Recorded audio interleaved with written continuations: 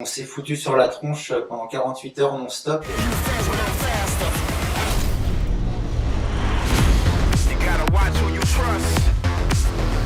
Salut à tous et salut tout particulièrement aux fans de films de voitures, de course-poursuite, de baston et de grosses cascades, puisqu'aujourd'hui on va parler du film d'action français Balles perdues qui sort sur Netflix. Balles perdues, qu'est-ce que c'est? C'est le premier long métrage de Guillaume Pirret, un réalisateur qu'on avait remarqué pour son court métrage en 2014, Matriarche. Pour son passage au long métrage avec Balles perdues, Guillaume Pirret met en scène un casting très impressionnant puisqu'on y retrouve Rod Parado, Stéphie Selma, Pascal Arbillot, Nicolas Duvauchel, Ramzy Bedia et Alban Lenoir dans le rôle principal, celui de Lino.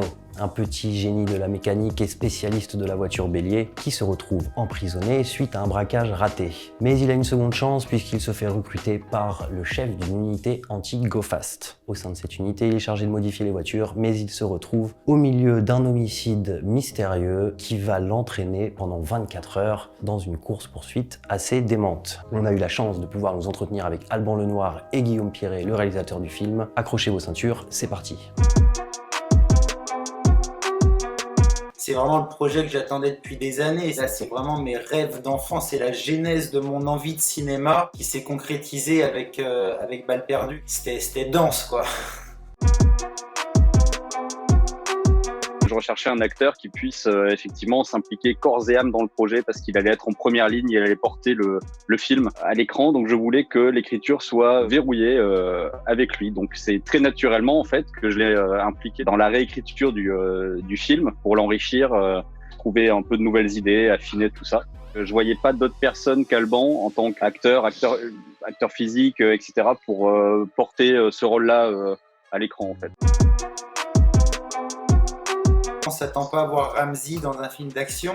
C'est génial d'avoir Rod qui vient du cinéma d'auteur, césarisé, d'avoir Stéphie et son côté solaire, populaire de par ses séries 10% et tous les autres films auxquels elle peut participer, d'avoir Pascal Arbillot, Sébastien Lalanne aussi qui est incroyable dans le rôle de Marco. C'est génial d'avoir tout ce panel un peu de casting que je trouve sans être, c'est pas une question d'être innovant, mais c'est un peu inattendu ce petit groupe dans ce premier film.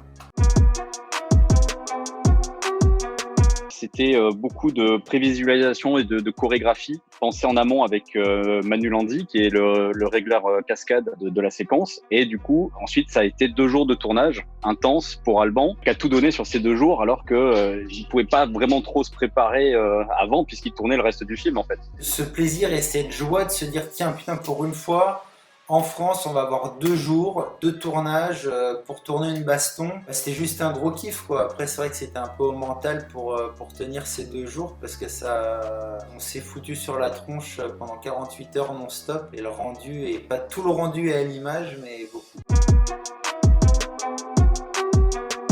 De toute façon, ça fait des années qu'il y a un souci avec l'action et français qui sont collés en fait. Et c'était vraiment nous notre envie, en tout cas à notre petite échelle, on était vraiment dans un esprit dès l'écriture de se dire vas-y mais relançons le film d'action français, montrons qu'on peut faire des choses cool sans non plus avoir besoin de budget extravagant et à la manière de 36 Quai des Orfèvres qui a relancé le polar en France.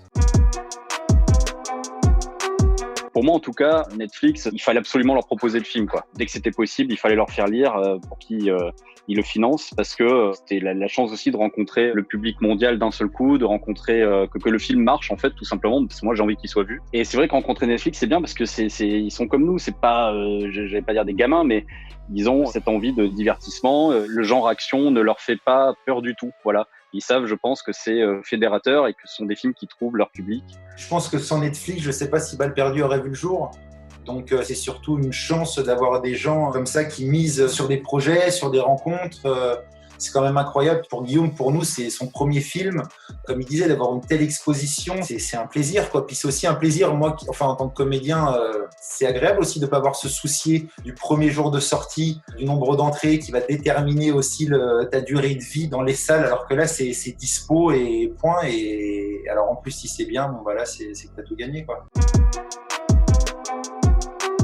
C'est une bonne question. Moi, les suites, elles existent dans ma tête, en tout cas. Donc, si Netflix nous écoute, je les vois connectés. Non, mais 19 juin, on va attendre la sortie du film, voilà. On verra. Mais on est chaud. Voilà, on est prêt.